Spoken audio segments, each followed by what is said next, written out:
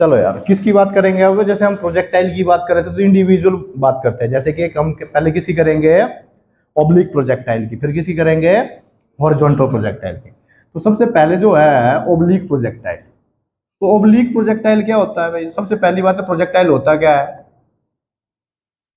जब हम किसी भी पार्टिकल को किसी हाइट से फेंकते हैं, किसी एंगल से फेंकते हैं, तो क्या होता है बच्चों? कैसा मोशन होता है? प्रोजेक्टाइल मोशन होता है। समझ आ गया कि नहीं आया? मतलब 2 डायमेंशनल मोशन होता है। तो क्या हुआ कि अगर मान लो ओब्लिक में क्या होगा कि अगर किसी पार्टिकल को मैं हॉरिजॉन्टल से किसी एंगल थीटा पे फेंकूं विद यू रफ्तार के साथ, तो क्या ये पार्टिकल ऐसे पाथ फॉलो करेगा? समझ आ गया कि नहीं आया? जब ऐसे जाएगा तो इसके 2 कंपोनेंट आएंगे। इधर क्या होगा? यू कॉस ऑफ थीटा, और ऊपर क्या आ जाएगा बेटे? U sine of theta.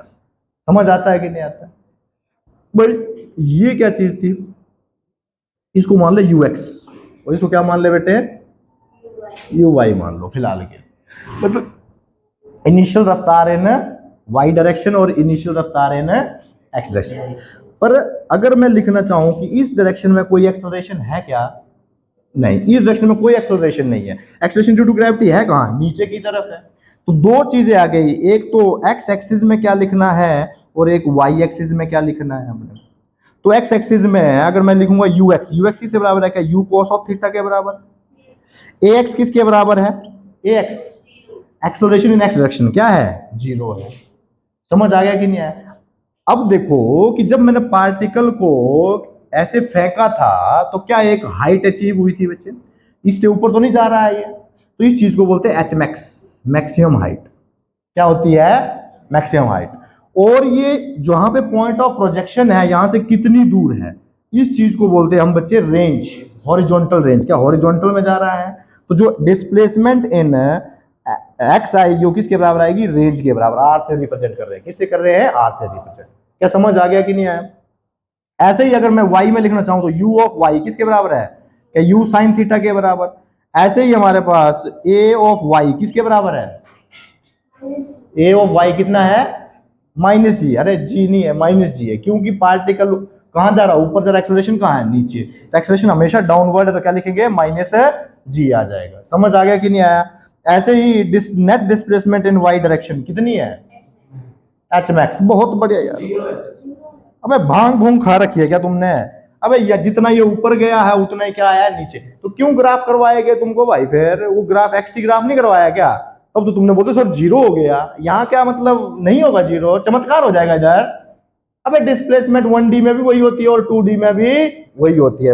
अलग अलग लिख रहा हूँ वाई और एक्स में। समझ आ गया कि नहीं आया भाई? तो अपने को क्या निकालना है बच्चे कि मैक्सिमम हाइट क्या होगी, यहां से यहां तक रेंज कितनी होगी, और दूसरी क्या चीज है बेटे? कितनी देर ये हवा में रहा, मतलब टाइम ऑफ फ्लाइट क्या होगा इसका। क्या समझ आता है?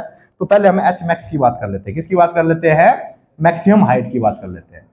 तो एच मैक्स और मैक्सिमम हाइट, मैक्सिमम हाइट कब अचीव हो रही है? क्या इस पॉइंट पर? तो इस पॉइंट पर क्या इधर भाई रफ्तार तो यूएक्स ही रहने वाली है, तो चेंज हो नहीं रही है। पर जो ऊपर जाने वाली है रफ्तार वो क्या 0 हो गई है? ऊपर ले जाने वाली रफ्तार 0 हो गई है, तो वही तो मैक्सिमम हाइट है।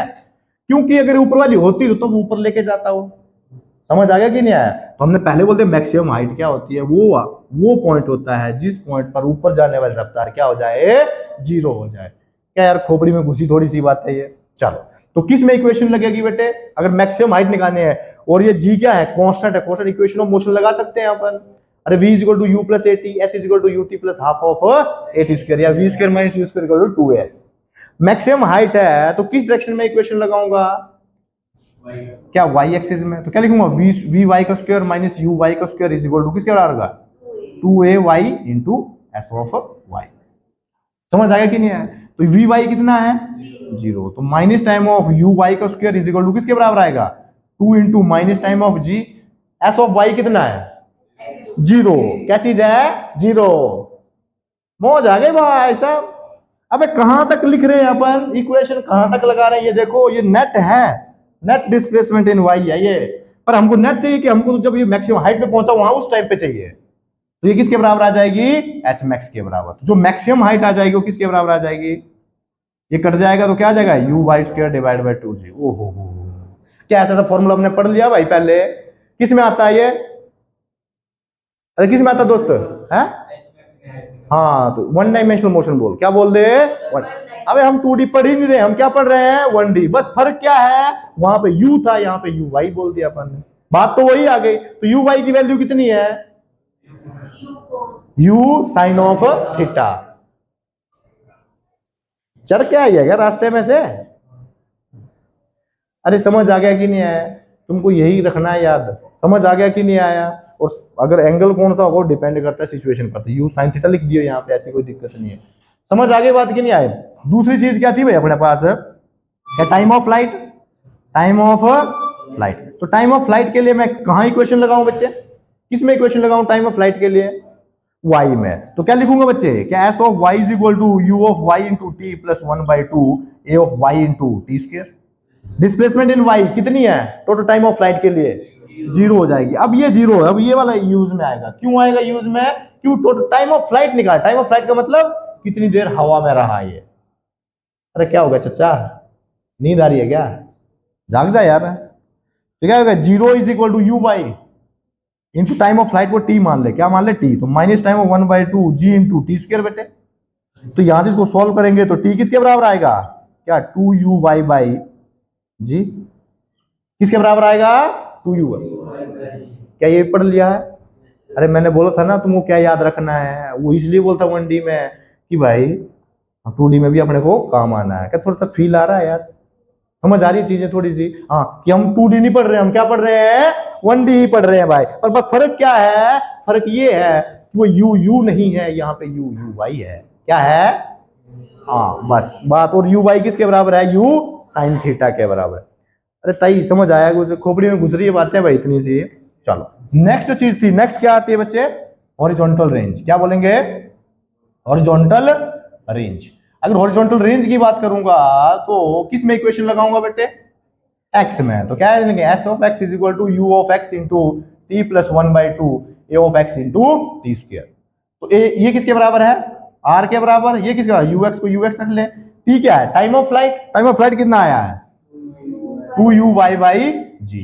तो ये ए ऑफ एक्स कितना था 0 था, तो 0 हो गया। तो रेंज किसके बराबर आएगी, r is equal to 2ux u y divided by ji.